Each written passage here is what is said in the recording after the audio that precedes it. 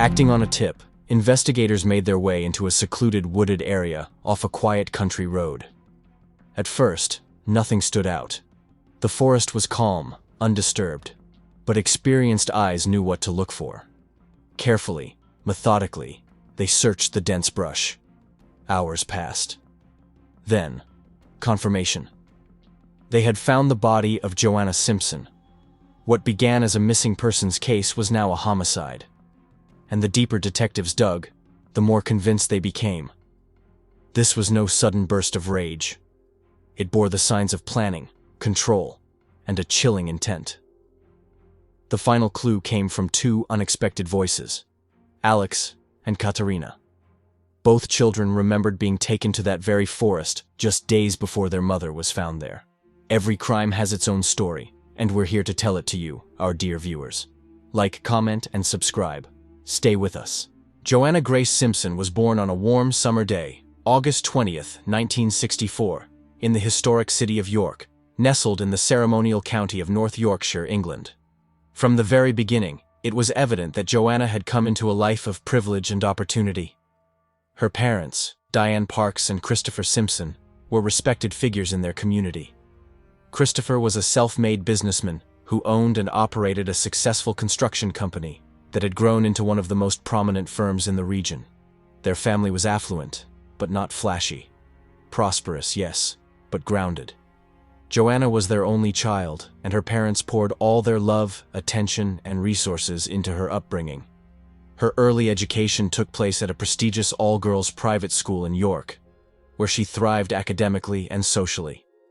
In the mid-1970s, Christopher made the decision to sell his multi-million-pound construction enterprise.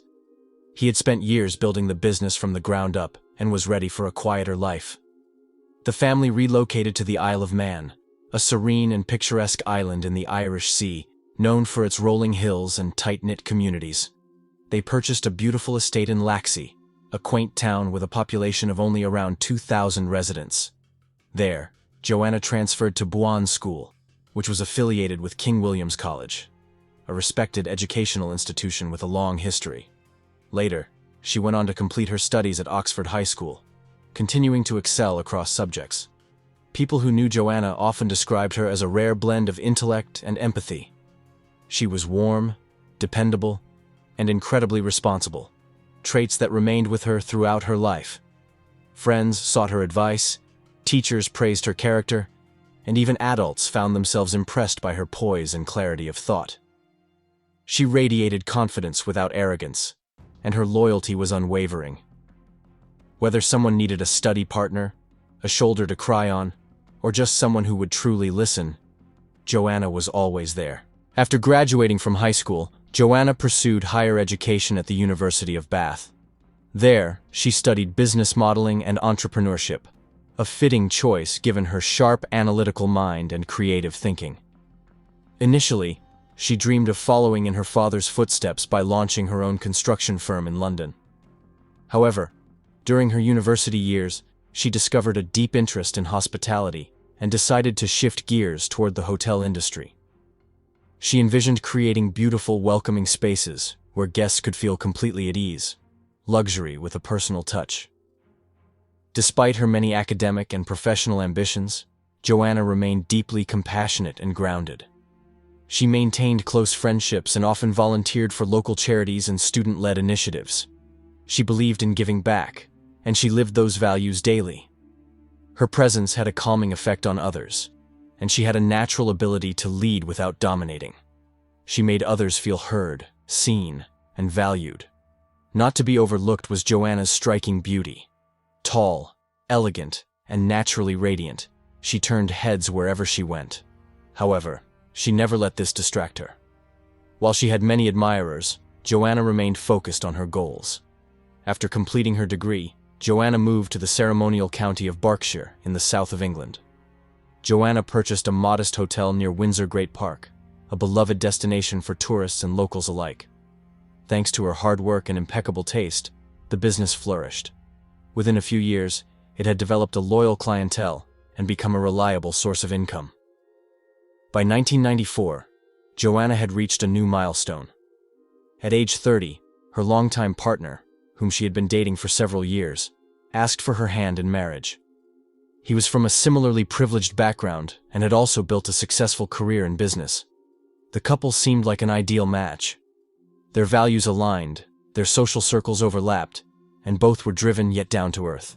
Their wedding was a grand affair attended by around 200 guests, including not only family and friends, but also business associates and a handful of media representatives. Elegant photos of the joyful occasion were later featured in local society pages, and the couple became well-known figures in their community. Shortly after the wedding, the couple bought a large, centuries-old mansion in Ascot. Though the property needed extensive renovations, they saw it as a passion project, a blank canvas they could transform into their dream home. The restoration took about a year, with Joanna personally overseeing much of the design work. The result was stunning, a perfect blend of historical charm and modern comfort. They even converted an entire wing of the house into a guest suite for visiting relatives and friends. During this time, Joanna remained devoted to her hotel business, and the property continued to thrive under her care. She was not yet thinking seriously about starting a family, preferring to focus on solidifying her career and enjoying her marriage. However, her husband had different priorities. He spoke frequently about wanting to become a father, and his desire grew more intense over time. Joanna, while not opposed to the idea, wanted to wait. She asked for patience, for time to prepare emotionally and professionally. Unfortunately, their conversations often escalated into disagreements. Over time, the tension between them deepened. By the end of 1997, just a few years into their marriage, it became painfully clear that they were no longer on the same page. The dissolution of Joanna's marriage came quietly, without the bitterness or public drama that often accompanies such life-altering events. There were no shouting matches, no accusations hurled in anger, and no messy legal battles that played out in court.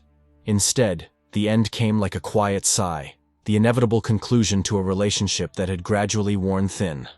The couple, once filled with so much hope, simply acknowledged that they had grown apart. It was as calm and civil as a breakup could be. The house, the beautiful, centuries-old mansion in Ascot that they had restored with such care and dedication, was awarded to Joanna. It wasn't just a legal decision, but one that came with mutual understanding. Joanna had contributed significantly more time, energy, and finances into transforming the property into a home. Her former husband, perhaps feeling remorseful for having initiated the separation, signed over full ownership without resistance. Outwardly, Joanna tried to maintain her composure. She smiled when people asked how she was doing, nodded politely when friends offered their sympathies, and kept up with her business duties as best she could. But behind closed doors, she was battling a growing emotional heaviness that began to weigh down every aspect of her life. The breakup had left a deep scar, and even though she hadn't shown it to the world, the loneliness and heartbreak crept in slowly, but steadily. What began as a vague sadness soon deepened into a quiet depression, one that didn't come with loud cries or visible breakdowns, but instead with long silences and sleepless nights. Her closest friend, someone who had known her since childhood, noticed the shift. This friend, a seasoned international flight attendant who had seen countless lives unfold from airport terminals to faraway cities, suggested a change of scenery. She invited Joanna to join her on a trip to South Africa. It wasn't a formal vacation, more of a tag-along opportunity while the friend fulfilled her flight assignment. The idea was simple, a temporary escape. No obligations, no pressures, just a new environment and a chance to breathe again. Joanna hesitated at first. She wasn't in the mood for adventure or exploration. But something in her said yes. Perhaps the last flicker of her old self, the part of her that still believed healing was possible. She packed lightly, planning only to be gone a few days. She didn't imagine for a second that this trip would mark the beginning of a new and far more complicated chapter in her life. Once they arrived in South Africa, her friend introduced her to someone she thought Joanna might enjoy talking to. That someone was Robert Brown, a commercial pilot with an easy smile and an air of self-assurance that bordered on charismatic. Their first conversation took place over dinner with mutual friends. Joanna found herself captivated.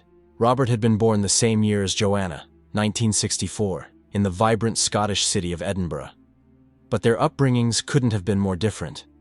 While Joanna had been raised in affluence, surrounded by privilege and elite education, Robert came from a more humble background. His father had worked long hours in a shipyard, while his mother had spent her career as a bank clerk. His life was shaped by modesty, discipline, and the steady grind of hard-working parents. Still, Robert had achieved something admirable. He had pursued his dream of flying and graduated from a respected aviation college, eventually becoming a professional pilot.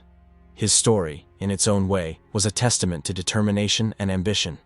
By the time Joanna returned to England, she and Robert were officially a couple. Their connection had intensified quickly, and neither saw a reason to delay things. Before long, Robert had moved into Joanna's home, the very mansion she had once shared with her ex-husband. Within just a few short weeks, she introduced him to her parents, Diane and Christopher. Their reaction was one of concern, not celebration. To them, the situation felt rushed. Joanna had just gone through a divorce, and now here she was, starting a serious relationship with someone they barely knew. Robert was polite during that first meeting, but something about him set off alarm bells. He was articulate and undeniably charismatic, but there was a subtle arrogance behind his charm, a sharp edge that put Diane and Christopher on guard. He seemed dismissive at times, quick to dominate the conversation, and not particularly interested in getting to know them beyond surface-level pleasantries. Despite their private reservations, Joanna was clearly swept off her feet. She spoke of Robert as if he had breathed life back into her, and any attempts to express concern were gently deflected. To her, Robert represented a fresh start, a second chance at the love and companionship she had been missing.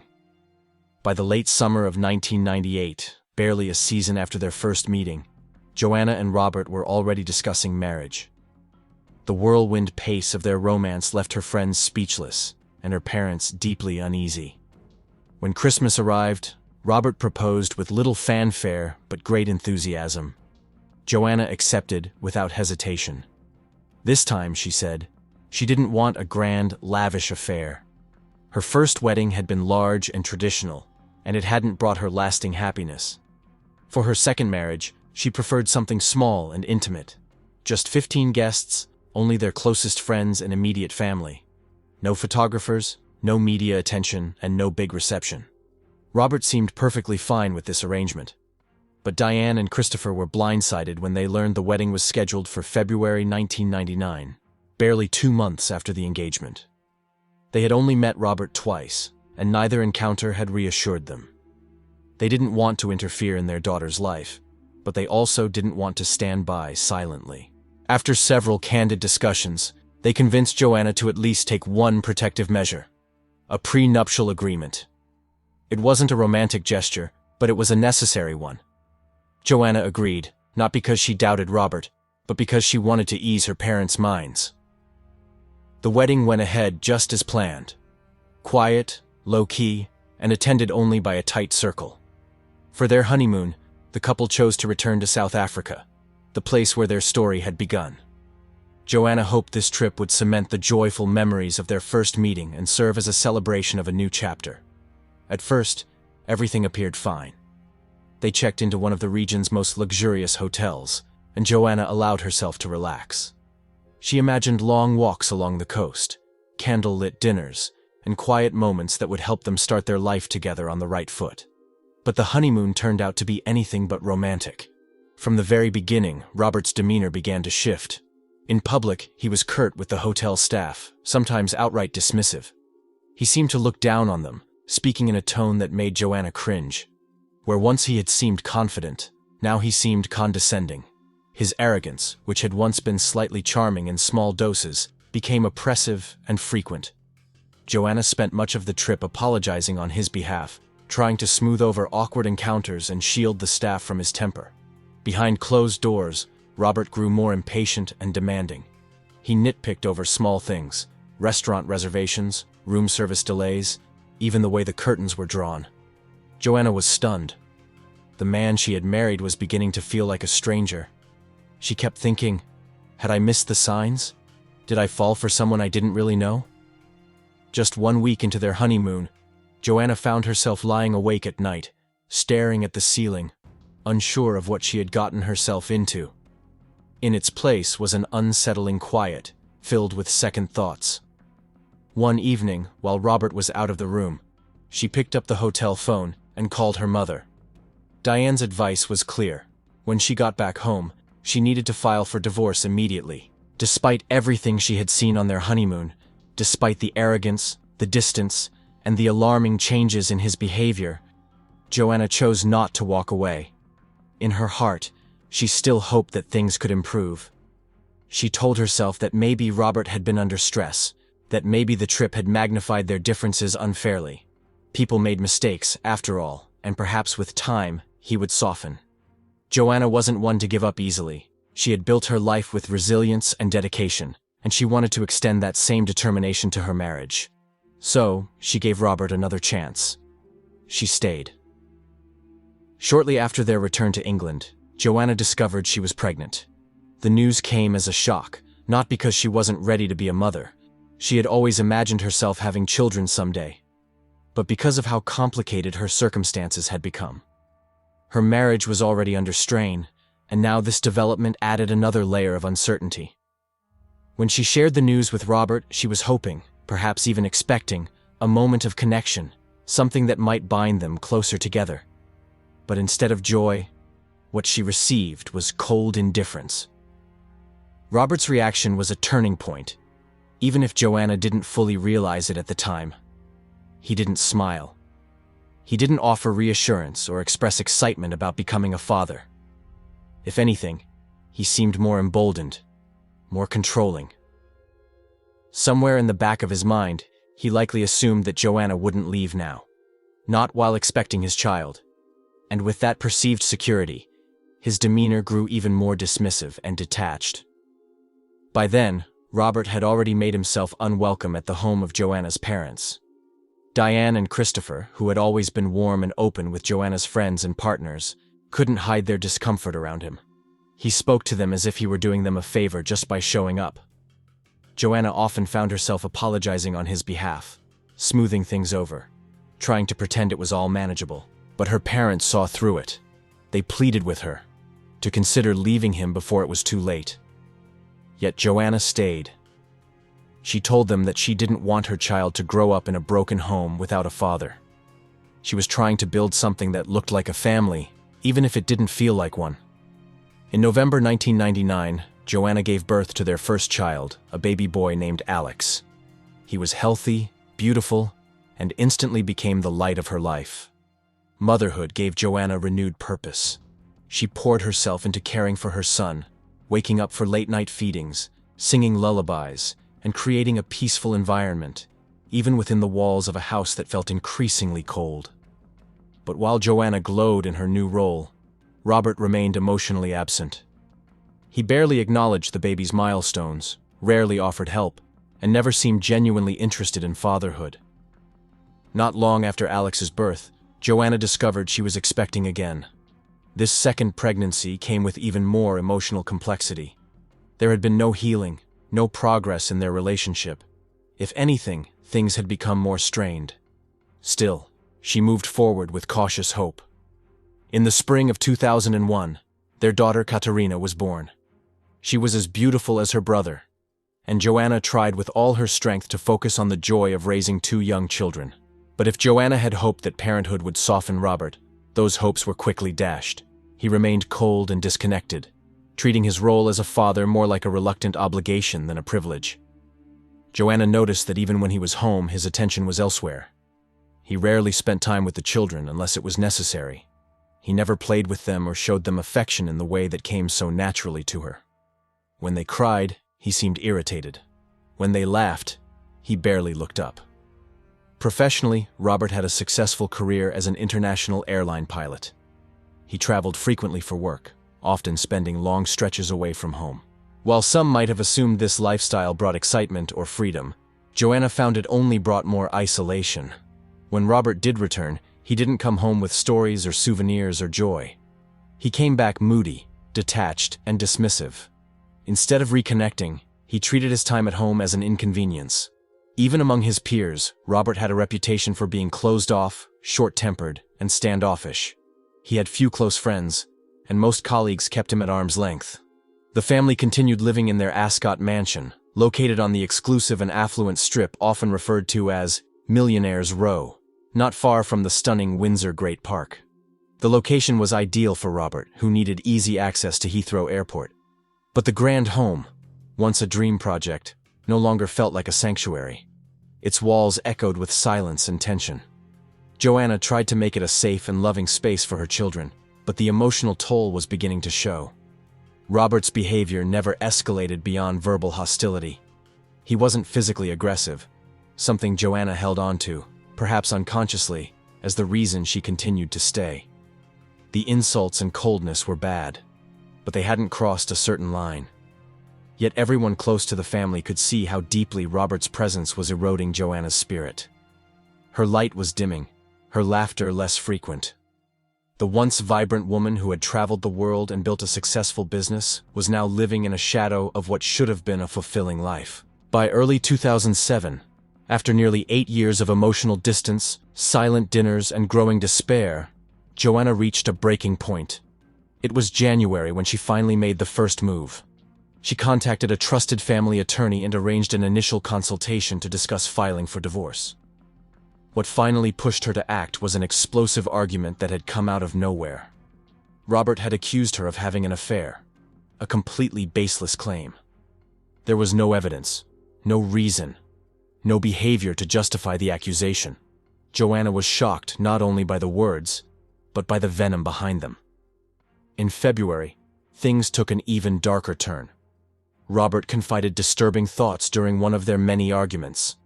His words were vague but unsettling, dark enough that Joanna felt a knot of fear in her stomach. For the first time, she was truly afraid of what he might be capable of. She could no longer dismiss it as moodiness or stress. Something had shifted. Just a few weeks later, an incident pushed everything over the edge. Joanna had gone to pick up Alex and Katerina from school, as she always did.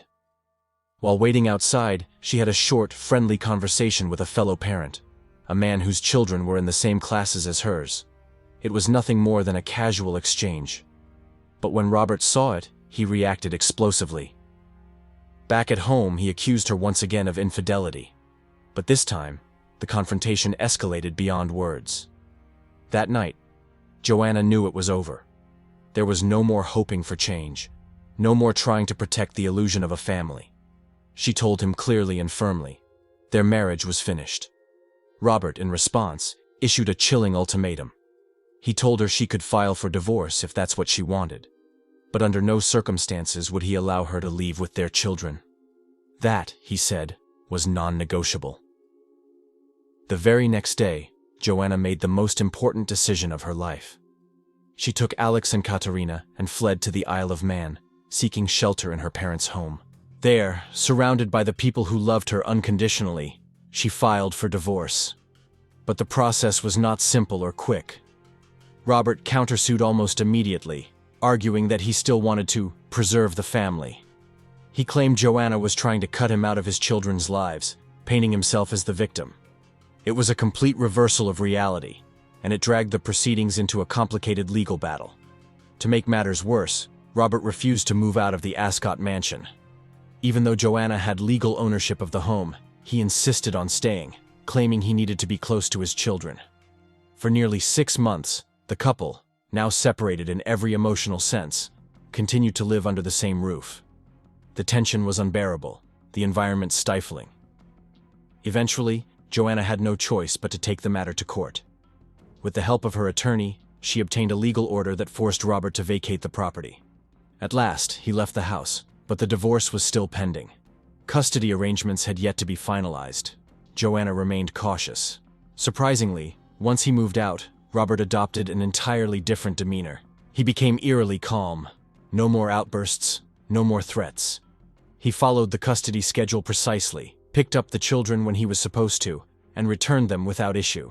It was almost too smooth. Within a short time, Robert began a new relationship with a coworker and eventually moved in with her.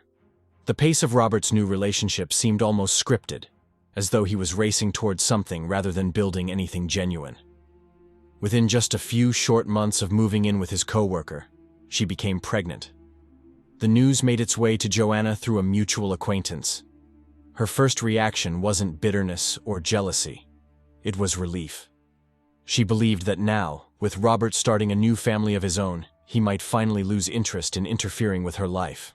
Perhaps, she hoped, he would become too preoccupied to continue his disruptive behavior or to obsessively meddle in her affairs. But that was wishful thinking. Behind the scenes, while outwardly playing the part of a new partner and soon-to-be father, Robert was working with legal counsel to try and undermine the prenuptial agreement he had signed years earlier with Joanna. The same contract that had protected her assets, her hotel business, the Ascot property, and her personal finances, was now his target. He claimed the agreement had been unfair and that circumstances had changed since the time it was signed.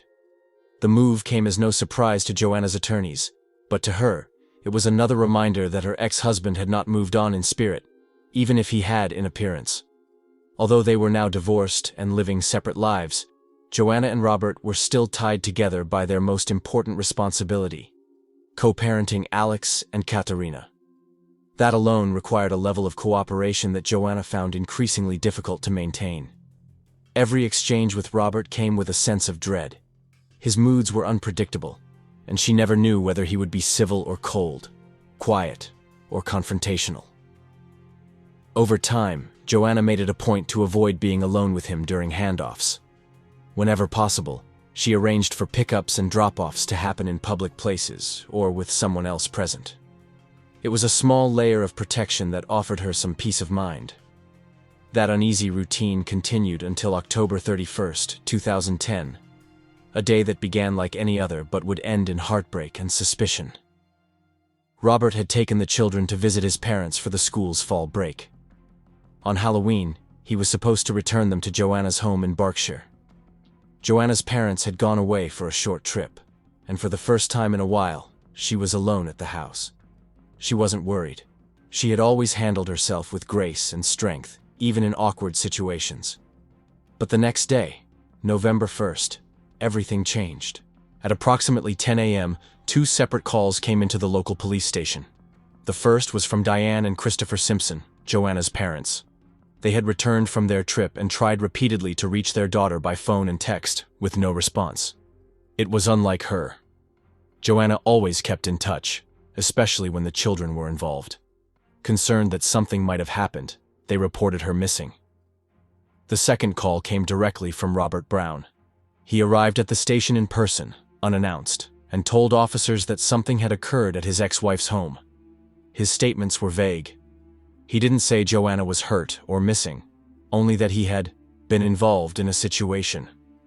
His vague demeanor, combined with the already filed concern from Joanna's parents, prompted officers to take him in for questioning immediately. Officers were dispatched to Joanna's home. Her car was still in the driveway, keys still inside, and the back door was slightly ajar. Nothing looked ransacked, but something felt wrong. The house was too quiet, too still. The officers announced themselves, entered the home, and began a systematic search. Joanna was not there. Her phone and handbag were on the kitchen counter. In the living room, a coffee mug sat untouched on the side table, and a folded newspaper lay open to a crossword puzzle, half finished.